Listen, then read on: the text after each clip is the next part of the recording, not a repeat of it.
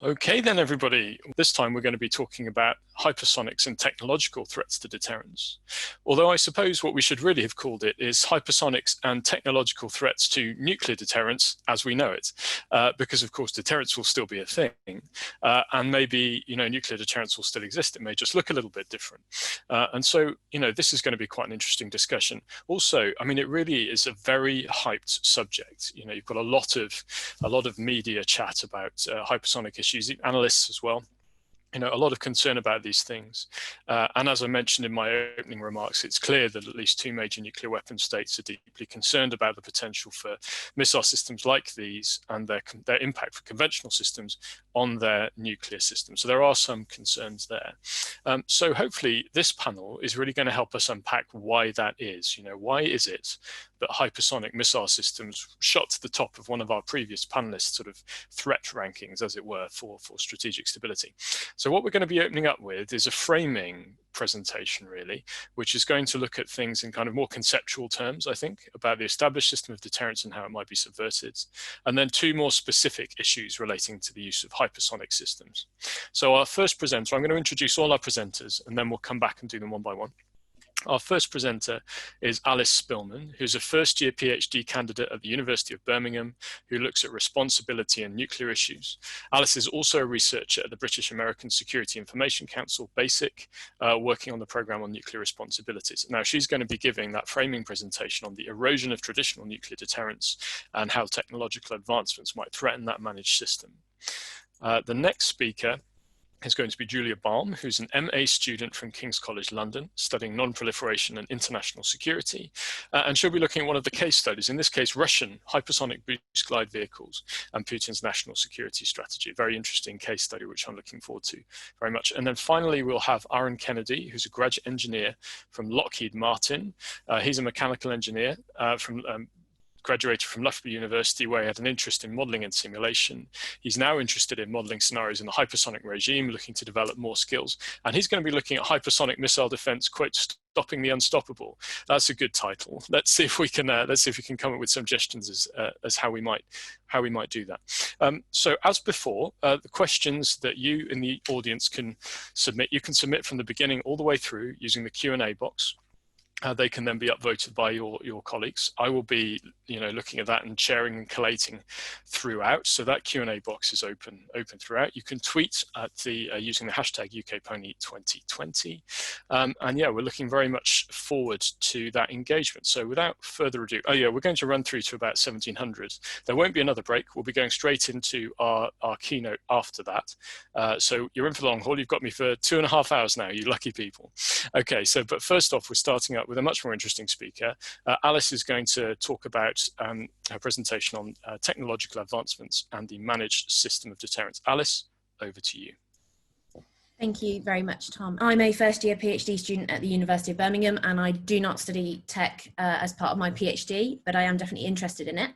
I like to start with an overview at the beginning of a presentation, so you know what I'm talking about, and the overview is that emerging technology can challenge the managed system of deterrence by A, decreasing the effectiveness and appropriateness of arms control, and B, by disrupting the perceived balance of mutual vulnerability.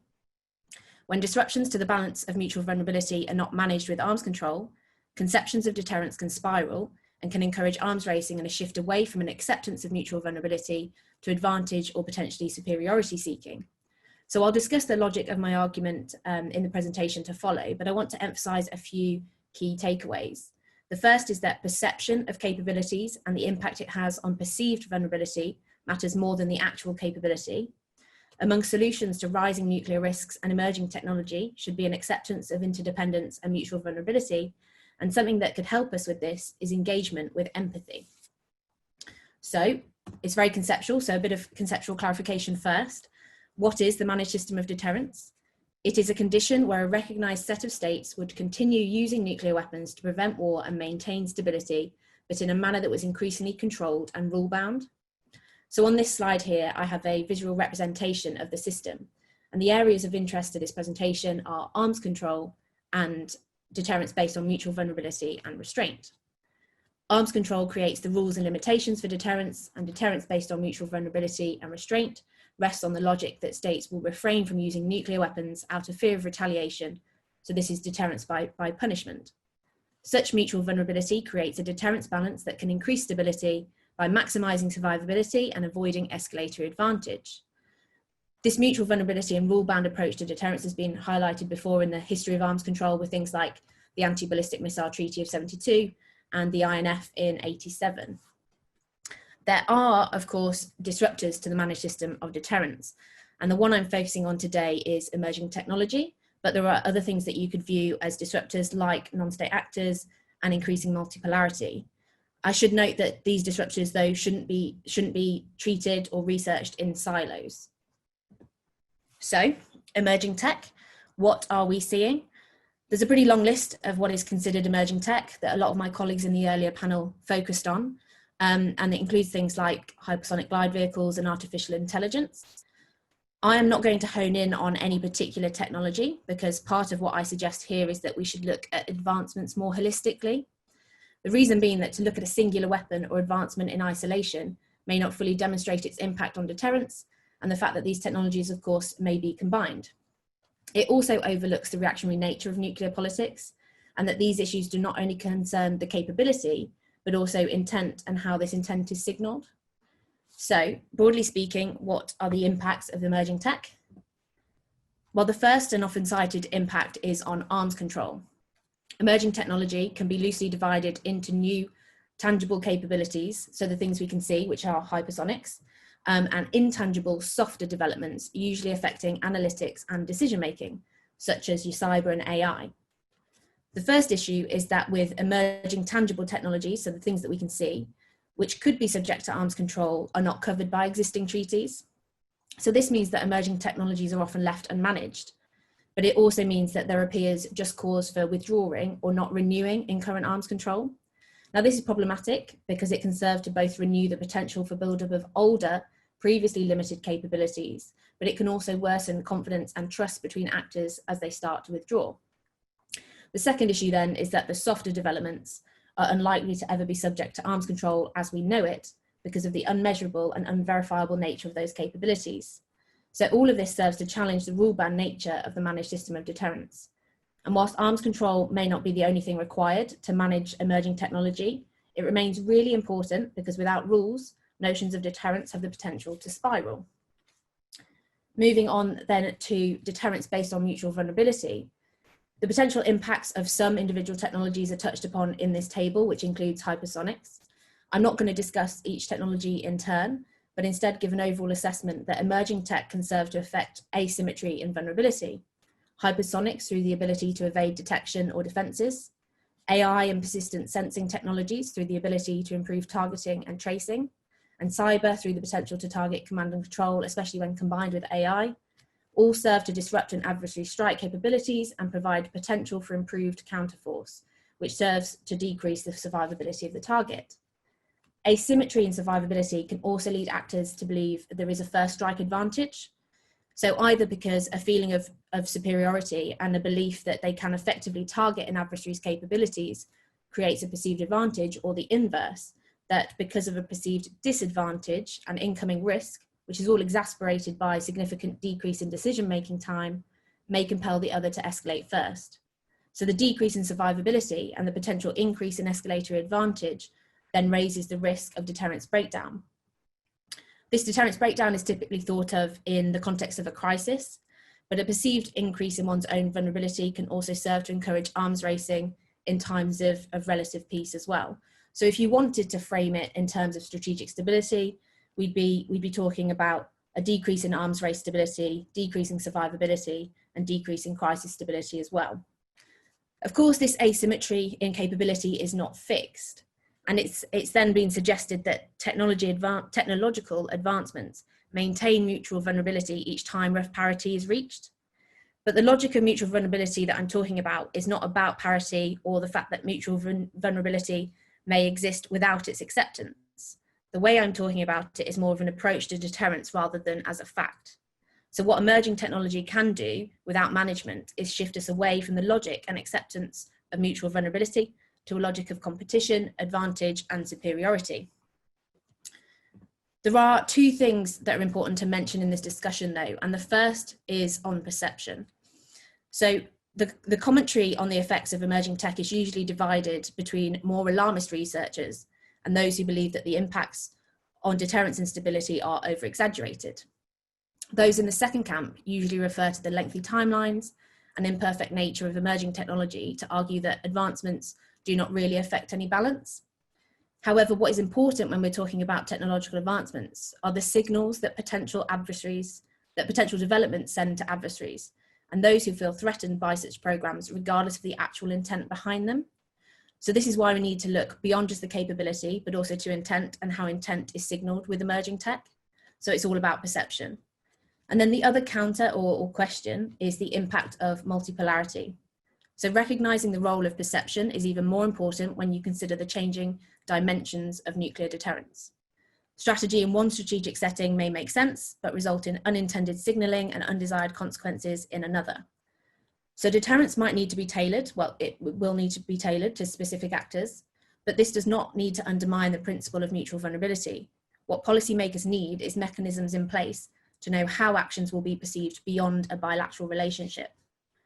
So an example of both the importance of perception and dimensionality in this is the response to US ballistic missile defense. So the US ballistic missile defense policy has sought to protect the US from long-range strikes from North Korea, but for multiple reasons, not from Russian and Chinese missiles.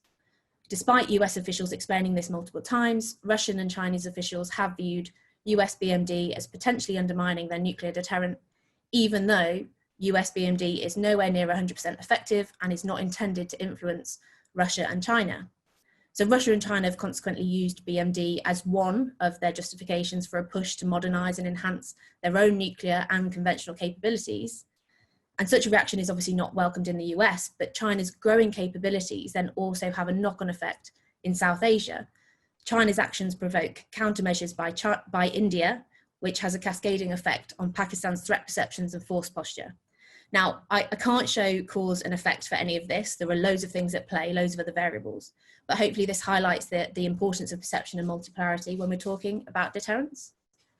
So what can states do? The answer to that is far more complex than I have time for right now, but there are a couple of things I want to note. Firstly, not all states feel the need to mirror and compete over new capabilities to this level. So some are content with their lower assessments of what a credible minimum deterrent requires, and the UK is an example of this. And so perhaps the UK does have a role to encourage this position. But for those who do find themselves engrossed in arms racing dynamics, in the first instance, there appears two paths. The first is to commit to building new capabilities, seeking the edge, and risk the potential for a full-scale arms race, or you could go down the route of arms control. But it isn't really an either-or decision.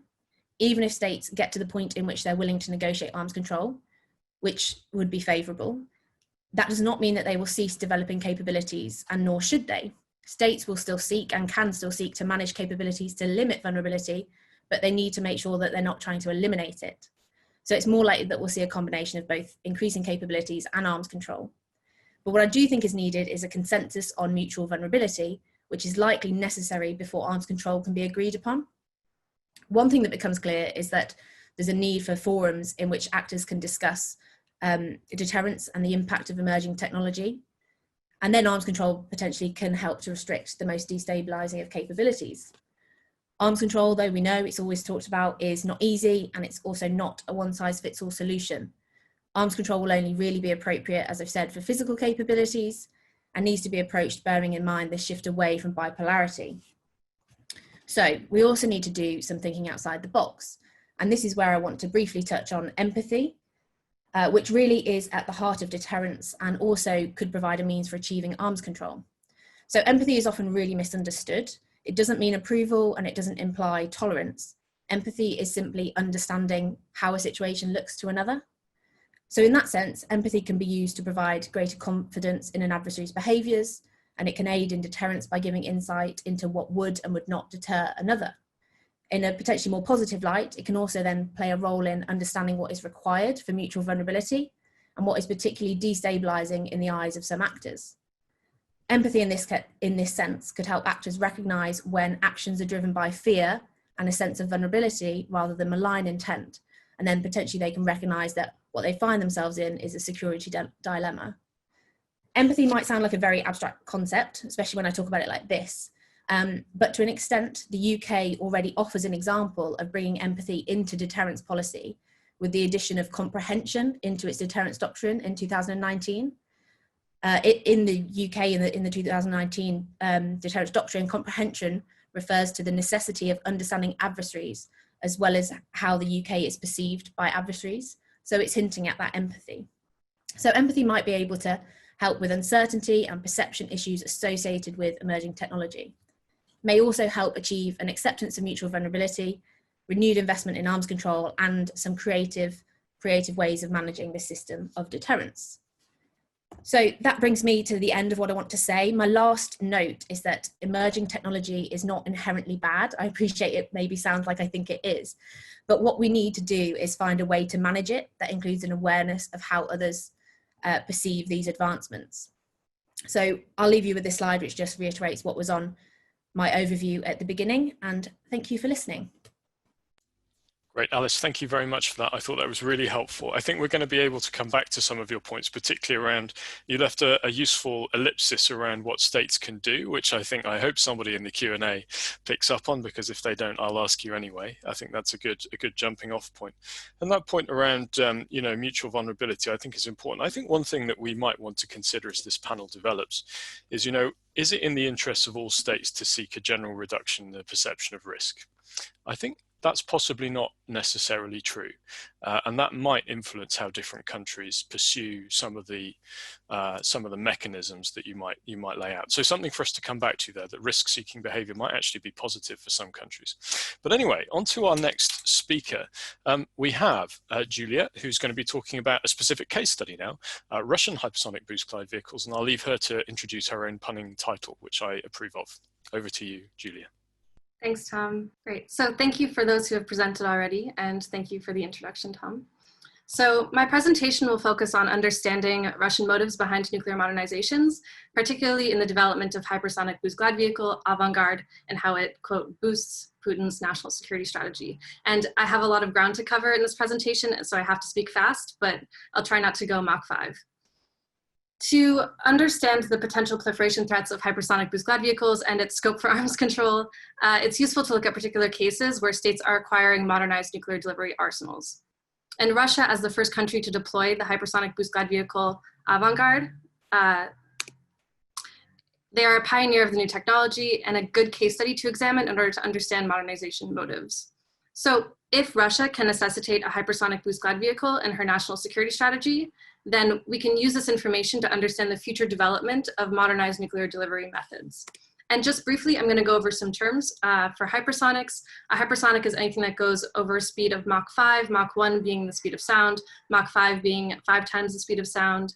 And the difference between a hypersonic boost glide vehicle and a hypersonic cruise missile is quite tantamount in terms of speed capabilities, but this presentation will only be focusing on boost glide vehicles, particularly Avangard. So a boost glide vehicle is a maneuverable glide vehicle placed on top of a ballistic missile or a rocket booster that then glides to the target on aerodynamic lift and is released along the top of an atmosphere with a longer range than a cruise missile, and it can fly lower and faster and more unpredictably than other MIRVs. And Russians claim this speed to go up to Mach 20, with claims of even reaching Mach 27, though the specifics of the speed are disputable, and considering that glide vehicles would have slower speeds as they approach a target, that is up in the air. And there are benefits to a hypersonic, particularly speed, maneuverability, and a low altitude of flight, leading to a challenge to detection and missile defense, which, because unlike ballistic missiles, they don't follow a ballistic arc trajectory, and so there's a delayed detection that compresses the timeline for decision-making, assessing a response option, and for missile defense to intercept the attacking weapon, potentially permitting only a single intercept attempt. And US defense officials have stated that both terrestrial and current space-based sensors are insufficient to detect and track hypersonic weapons, which leads me to Avangard. It's a glide vehicle without an independent propulsion system. It can carry both conventional and nuclear payloads. And there is speculation as to whether the precision of this missile would be good enough for a conventional target, as every meter counts in a particular conventional strike. but with a nuclear blast that yields more than 2 megatons of TNT, about 2,000 kilotons of TNT explosive equivalent, which for comparison, in 1945, the atomic bomb dropped on Hiroshima was 15 kilotons. Avangard can carry approximately 2,000 kilotons. So considering this throw weight, it can be assumed that the Avangard wouldn't be a particularly accurate weapon, since it can still land a few kilometers off the mark and still successfully destroy a target. However, considering Avangard's maneuverability and Russia's ability and confidence that she can use her large arsenal to destroy anyone attempting a first strike, the Avangard can be considered a precision nuclear weapon. And according to Russian forces, it's currently deployed in Yasny Orenburg Oblast, which is in the southern Urals by the Kazakhstan border, on a UR-100 NUTTH intercontinental ballistic missile. And to quote Putin, the development of the Avangard strategic hypersonic land vehicle is tantamount in terms of enhancing the country's defense capability and security and the development of unique technological assets. And this helps bring Avangard's position in Russia's national security into context. So what is Russia's national security strategy? Well, it's founded on a strategic approach towards arms control that relies heavily on new technologies and modernized defensive weapons capabilities. Russia's strategic deterrence approach assesses threats and risks to national security as, quote, the set of conditions and factors creating a direct or indirect possibility of harm to national interests, end quote. And this is consistent with the modernization of nuclear delivery methods in Russia. And Putin outlined in his address in 2019 that Russia is improving its quality of defense capabilities as a response to tense US relations and to avoid a, quote, launching of an aggression, end quote, against Russia. So by emphasizing a necessity for defense against the West, Russia will continue to modernize nuclear stockpiles in order to strive towards national security goals in the name of defense and in the image of a besieged fortress, which I will get back to later. And according to Article 12 of the National Security Strategy, quote, the strengthening of Russia is taking place against a backdrop of new threats to national security that are multifarious and interconnected in nature, end quote. And this is the image of a besieged fortress that benefits Russia's foreign policy as it represents Russia's action against security threats as deriving from a defensive urgency. So why does Russia find the Avangard to be necessary as a key enforcement of her national security, and why exactly a hypersonic boost glide vehicle? And I'm going to outline 3 particular ways that hypersonics go about boosting this vision, particularly culture and how culture can inform strategic culture, the defense posture, and deterrence by punishment. So the acquisition in the background of a glide vehicle plays into space power. Because hypersonic weapons are launched into the upper atmosphere on ballistic missiles, there's an imagery of an agile weapon steering through the heavens that's incredibly relevant. And this militarization of an atmosphere through maneuverable command provides a sturdy vehicle for the display of national strength and security. The pursuit of military and technological dominance, particularly in space and missile defense, is one that informs an important and visible high ground. And I'm going to do something a bit different here, and I'm going to focus on the influence of Russian culture, specifically the importance of visuality, as one particular aspect to her strategic culture, because there's a lot to unpack with strategic culture. I'm just going to narrow in on the origins of the cultural necessity for dominance beyond borders, in the atmosphere, the sea, cosmos, etc. And this is all through the extension of an infinite arm, which I will get to later. And there's also interesting points to be made about the role of sea power and space power in building the military history of Russian culture, but I'm running low on time, so bring it up in the Q&A if you want to hear more. And there's a famous quote by a biocosmist, as biocosmos was founded in 1830 by Fedorov. Chizhevsky is a famous biocosmist, and he's quoted to have said, in subjugating nature and our victory over it, the goal of the final triumph of human knowledge will be realized, end quote. And this is the demonstration of a cultural desire for conquest over nature. In Russia, the landed mass lived a quite grim life, which required imagery of Russia's reach beyond her border through either cosmism or scientific growth in order to unify the landed populace. And Russia has an incredibly visual culture that has extended previously in orthodoxy and into cosmism and into technology and scientific development. So cosmism is founded in the mastery of technology, and this was the means to attain a higher degree of humanity, that humans must through active and conscious process integrate into and demonstrate power over the ambient atmosphere. Spatial conquest and the science behind technological progress extends beyond land and geography of Russia, and it asserts the limitless potentials for man's possibility to reach beyond for origin. And these boundaries are of the visible and divine skies that factor into Russia's cultural strategies when it comes to foreign relations. And this is where the development of the infinite arm comes into play. And it may seem a bit out of context in discussing a hypersonic boost glide vehicle, But I find it important to note that the cultural development of a hypersonic is highly visual, as this has led the Kremlin's motives for modernizations. So demonstrating power over territories beyond her intimidating border, as seen with the planting of the Russian flag in the seabed, for instance, in the North Pole in 2007, that's another way that Russia views her position extending outward in this world. And it begs the understanding of why Russia would want to pursue costly scientific military endeavors when the necessity for them is not demonstrably apparent or required for this particular moment in time. MIRVs are already difficult enough for today's missile defense capabilities. Hypersonics now take this to the next level, even if they're not noted to be uncalled for. So why would a country develop missile capabilities when they're otherwise not called for? This is an important result of culture and the construction of a, quote, unique technological asset informing strategic culture. And this differs from other states interested in hypersonic glide vehicles, where China, for instance, is less visual and more practical, seeking to acquire weapons and modernize them as necessitated by a pressing agency for their immediate development, whether it be regional conflict or objective demonstrations of technological progress by comparison to their adversaries. And this brings me into the defense posture. It's where the image of the besieged fortress that I mentioned before plays into missile development and its reoccurring theme in Russian military history. And it's necessitated by fear, whether heightened or not, of missile defense systems. Putin continues to complain about Bush's decision to ditch the anti-missile defense treaty in 2002. And as the US began to develop missile defense systems after withdrawal, Putin has since discouraged states from taking these unwanted actions through theatrical constructions of missiles that can counter any missile defense effort. And there's a deeply rooted paranoia about the success of American missile defense in the future, where the Kremlin is concerned that the advancement of missile defense would undermine Russia's ability to deliver an unacceptable and tailored strike. So to hedge against any potentials of US missile defense improvement, there's future proofing of missile capabilities that becomes a core part of the Kremlin's security strategy. Russian national security is not looking at where anti-ballistic missile systems are now, but where they could hinder deterrence in the future. And this is where the performative demonstrations of this defense posture through an offensive construction can manifest in Russia's signaling of an able weapons employment. And it's demonstrated by perhaps a detonation of a low-yield weapon at sea or in isolated territories. By delivering a missile to one of these targets, it's a demonstration of the delivery missile over an adversary territory that can be elevated with a maneuverable hypersonic glide vehicle closer to Earth. With a sort of performance, it's not about inflicting casualties or having an operational effect, but rather to stand with the posture that Russia emphasizes her ability to defend herself through the ability to retaliate and attack.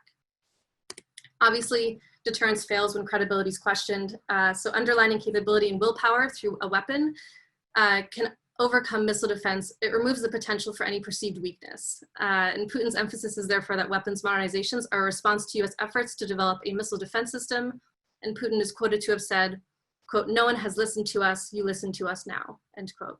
He's anticipating the capacity of external threats through the modernization of missile capabilities and denying the West's ability to contain her and the infinite arm, as I mentioned before. A missile capable of escaping any country's missile defense is a missile capable of indefensible offensive action. Regardless of intent, use, or defensive capabilities for a country, this missile acts as both a defensive weapon as well as an offensive deterrent. And this is where the value of a glide vehicle, particularly those that can effectively evade missile defense, play into Russia's skies and street credibility. Not only for today, but for tomorrow and for the future of whatever Putin fears is on the American assembly line. And that brings me into deterrence by punishment, particularly precision strikes and assured destruction. So the focus of deterrence by punishment is the value of rising technology outside of conventional missiles. It's about the precise nature of a nuclear precision strike and the value of what missile developments means for a global position. And that's the value of maneuverability, the evasion of defense systems, and a value beyond the image, as I mentioned, with culture-informed strategic culture. This is the tangible value of a precision missile that escapes the bounds of her besieged fortress. So perhaps avant-garde doesn't intend to get around missile defense systems, but rather it exists as an optional first strike system, seeking decisive victory over an enemy. Taking delivery methods to new qualitative levels, according to Putin, would enable the, quote, neutralization of any military threat to Russia, end quote. And there's a psychological aspect to deterrence where Russians target minds of adversary decision makers to reconcile whatever perceived necessity there is for numerical parity. So rising technological capacity to perform precision strikes means an ability to strike with a dual capable conventional and nuclear means through effective, less predictable delivery. Take the predictability out of a missile and you're able to have a more precise strike or decisive retaliation. Through the ability for a hypersonic weapon to quickly retaliate, potentially even before an attacker's strike could touch Russian soil, Russia underlines the threat of sending a first strike to Russia, where Avangard could be a launch under attack or launch on warning weapon to be used when a US launch is confirmed but impact has not yet occurred. To Russia, the use of a precise strike that can evade all missile defense systems is therefore a persuasive and preventative deterrent, where the throw weight of a warhead on such a hypersonic is a solidified assurance of destruction and punishment. The value of new and rising technologies means a qualitative strength in Russia's ability to achieve an end goal while anticipating another country's end goal. While strategic offense requires degrees of defensive action, effective strategies, defense strategies rely on offensive actions. Now, however, this being said, while extremely dangerous and challenging to construct, nuclear hypersonics don't require the same degree of precision that conventional hypersonic weapons require. As long as Avangard is in the ballpark of being both a maneuverable missile and evading missile defense, a missile with a substantial throw weight, landing a large yield to a target within a few kilometers, the weapon succeeds in its deterrence by punishment goals. So why do motives matter?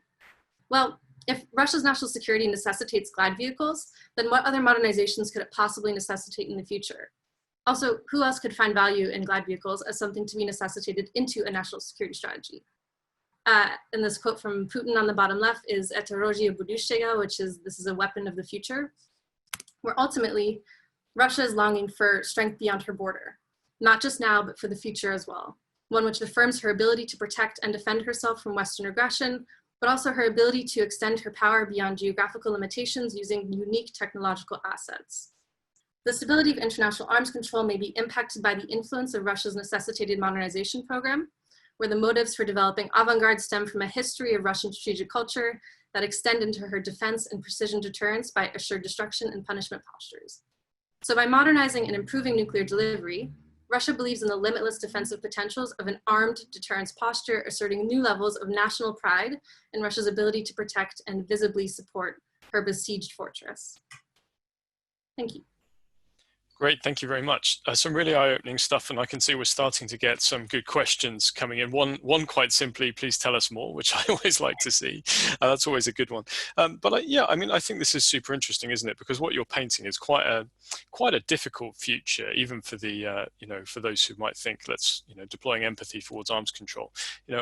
What you're laying out is one where the pursuit of this system, at least, and perhaps others, is being embedded very deeply in strategic culture and national psyche, and therefore presumably, you might argue, and maybe we'll discuss this later, is quite difficult to simply argue away, as it were. So I think that's one to think about as well when we come back to it. I'll remind people that their questions are more likely to get accepted if they're given sooner. I know that this slightly disadvantages Aaron. His questions will come in halfway through the presentation of things, but I will be keeping an eye on them. I remember we got up to 30 questions last time. I think we managed to answer about 20. There are about sort of 10 overlaps as well. So yeah, if you can get them coming in, that will give me a chance to collate them, as it were. Okay, fine. So let's go on to our last presenter.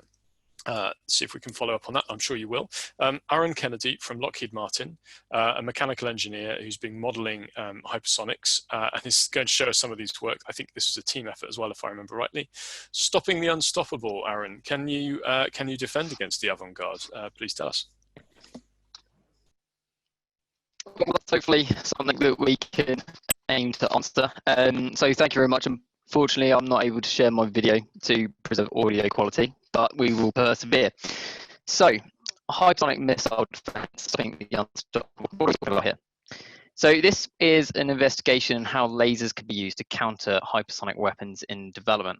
And this was largely based on a paper that was found in the literature that modeled the effectiveness of a laser on a hypersonic vehicle using an ablative thermal protection system.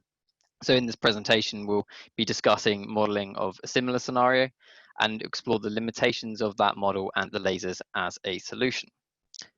So we've touched upon it in the previous presentation, but what is our hypersonic vehicle? We'll touch upon it again.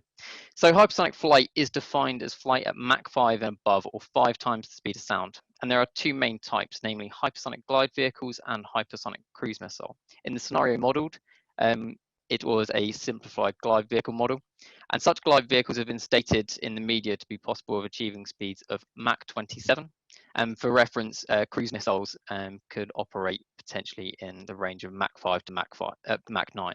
And Mach is a number that references the vehicle speed with the local speed of sound. And I'd like to draw your attention to the fact that speed of sound is not constant. So Mach 27 or Mach 5 at sea level is not the same as Mach 5 at, say, 100 kilometers altitude.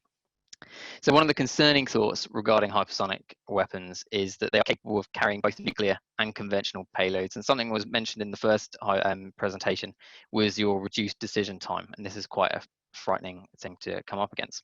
So what's some of the issues? The diagram on the right shows the comparison of typical glide vehicle trajectories compared with cruise missiles and ICBMs. And it's clear that ICBMs follow a predictable ballistic trajectory that could be intercepted. However, glide vehicles never really leave the atmosphere, typically operating between 40 to 100 kilometers, and so can maneuver throughout the trajectory with aerodynamic control surfaces, making an unpredictable trajectory and evading missile defense systems. So we talked about how fast they are, and we talked about this Mach number, but how fast really are they? So we'll try and put that into a familiar scenario. So consider a commercial jet. In 30 minutes, this could take you 370 miles, traveling at 500 miles an hour. So a commercial jet like you'd go on holiday. Even faster is quite a famous aircraft called the SR-71 that could travel at 2,200 miles an hour. And this could achieve 1,268 miles in the same period of time. So blowing these numbers out of the water is a comparative hypersonic glide vehicle. The HEV-2, which was a test vehicle, which achieved speeds of around 13,000 miles an hour. And in the same 30-minute period, could achieve over 8,000 miles. So this puts into perspective how fast we're talking about. So we talked briefly about hypersonics, and some of this presentation is about a laser. So what is a laser? Well, it's actually an acronym, and it stands for the light amplification by stimulated emission of radiation. So a bit of a mouthful, but what is it? So in the bottom right, you'll see this a laser cavity, and essentially it's a little tube, and we apply energy to that tube, and out the end of it we get a focused beam of intense monochromatic light. So we get a beam of light of a single wavelength, and what we're looking at here is we're using this beam of light, this laser, as a tool to deliver heat energy to the surface of a hypersonic vehicle. And these are things that are in development at the moment, not to hypersonic vehicles, but the USS Portland tested something recently in May, tested a laser to destroy UAVs and drones successfully. Helios is another example of a 150 kilowatt laser that's in development at the moment for counter unmanned air systems. So these just show that this isn't science fiction. These are in development at the moment. So let's have a look at some of the kill mechanisms that could exist. So unfortunately, unlike sci-fi films, we can't just zap a target and it explodes. And unlike UAVs shown previously, such as in the Portland test, due to their speed, hypersonic vehicles are protected by thermal protection systems, or TPSs, that protect the structure and internals from the intense heat generated by the trajectory. Therefore, kill mechanisms would work slightly differently. And one such could be that the laser provides a local heating to the surface that I could target specific areas on the body, removing material to change the geometry of the vehicle, such as on one side, to create an asymmetric body. So this has the potential to cause the body to change the aerodynamic forces on the body and cause it to veer off course and make it difficult for it to maneuver back on target. Another mechanism is to force the structure of the material of the body to operate outside of its design limits. And we can do this by heating a local area on the body again, in addition to the heating from its trajectory to decrease the effectiveness of the thermal protection system, or overwhelm its thermal limits, if you like. So this would lead to an increased structural temperature, and the increased structural temperature will change the properties of the material, such as reduced stiffness or reduced yield strength. So this reduction in strength in turn reduces its ability to resist the aerodynamic forces experienced during its flight. So in short, we're weakening the structure, meaning it can no longer meet the design structural requirements. So moving on to some of the modeling now. So the modeling assumes the latter failure mode and looks at the TPS's ability to deal with excess heat at a top level. And it's assumed that the TPS is an ablative shield, as assumed by the paper we alluded to at the beginning by the China Aerodynamics Research and Development Center. So as a quick definition, an ablative shield is what was used on the Apollo capsule, re-entry capsule, and can be thought of as sacrificial material that loses material or loses mass as it gets hot. And the action of losing the material is what rejects the heat and insulates the structure throughout the trajectory. So another assumption is that the heating on the surface provided by the laser is assumed to be 100 kilowatts incident on the surface. And this laser radiation was added as an additional heat source term. So the goal really is to compare the difference in the two scenarios, a trajectory with a laser and without the same trajectory. And this modeling was completed on quite a powerful tool designed by LMUK called F3D. So these are some of the results. The graph on the right shows the surface temperature at a point on the body with and without the laser heating. The vertical black line is the assumed start of the laser illumination, and the temperature is shown to increase over 1,000 degrees Kelvin at the peak temperature on the surface. So this means being much hotter at the surface, the TPS is having to do more. It's got much more heat to deal with to protect the internals. And this can be seen in terms of the percentage increase in ablation rate due to the illumination. So ablation rate is the amount of mass you're losing per second, or could be thought of that. So there's a positive increase in the ablation rate for the duration of the laser illumination. And this effectively means that the TPS is sacrificing more material to reject the excess heat being provided by the laser. So that means its ability to protect the internals for the duration of the flight has been reduced. If we take the average of the percentage increase in ablation rate, we get an average value of 30% increase in ablation rate. And if we compare that with the value from the paper alluded to at the beginning, which was 32%, then we see some good agreements with the literature as well. So this looks like a potentially good solution for countering hypersonic weapons. However, there are some limitations from the modeling and as a solution. So firstly, we've ignored atmospheric effects for the laser. So this laser system has to travel through atmospheric air to reach its target. And is this a big factor? Well, we'll discuss this in the coming slides. Another limitation is the trajectory that was modeled was a simplified trajectory and doesn't model the effects, for instance, of a skip glide trajectory shown in the image. And it also doesn't take into account the ability of the body to avoid the laser system. Another limitation or assumption is that the ablative TPS is not necessarily the TPS that would be chosen for the glide vehicle. Other systems such as insulated, hot, or cooled structures are likely to be used, and is actually a heavy area of research at the moment. So, like pushing the boundaries on the material temperatures that are possible. And this is likely to impact the effectiveness of the laser as a solution. But the principle of overwhelming the design limits or the temperature limits of the material remains the same. So alluded to previously are the atmospheric effects, and this slide lists some of the phenomena that affect the laser's ability to propagate through the atmosphere. So the two graphs on the right are from the literature, and they show how irradiance is affected with range from 1,000 to 7,000 meters, and also rain with a number of wavelengths. So the top right graph shows quite a significant effect that range has on the power per meter squared incident on the surface. So as range is increased, the irradiance is reduced significantly. So and in this graph, as the color gets lighter, the order of magnitude of the irradiance drops quite significantly. So this doesn't mean that the power is not reaching the target, but the peak intensity is reduced as the laser propagates further through the atmosphere. So this acts to reduce the local heat flux acting on the surface and therefore reduce the heating effect that we would see at a point. So the bottom graph shows a significant reduction in the performance with rain, even with light rain proving to be a large issue with regards to irradiance. So what does this show? This shows that the laser performance is both range limited by atmosphere and also highly weather dependent. So is there any way with blue sky thinking we could potentially mitigate these issues? So one such solution is potentially airborne lasers. Some benefits could be that you reduce the range to the target, physically placing your laser system in the air on a plane closer to your target. And that would reduce the amount of atmospheric propagation effects. So you're reducing the phenomena that reduces your range essentially. You also have the potential to be above clouds and weather systems, so we don't get the issues there. But some disadvantages are still present. So there's still components of atmospheric propagation, And also your laser system is now on a slow and vulnerable target. And there also are high costs associated with these types of solutions. Okay, another potential solution is space-based laser effectors. And now this is starting to sound a little bit of sci-fi, but bear with me.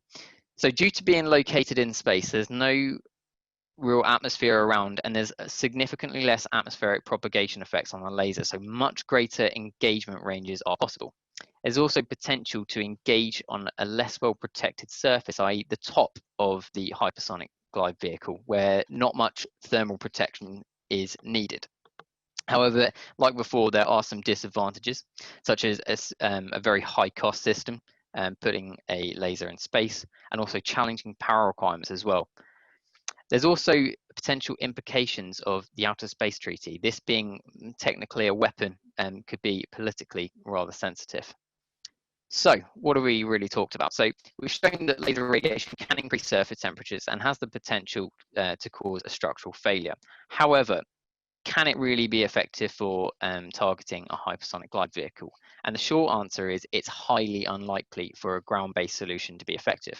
And this is because the propagation effects and the issue with weather severely limit the range for what is inherently a long-range issue. However, that being said, airborne lasers and space-based laser effectors offer potential mitigations, but would require much further investigation before dismissing them entirely. So with that, I'd like to say thank you very much for listening. I hope you enjoyed it.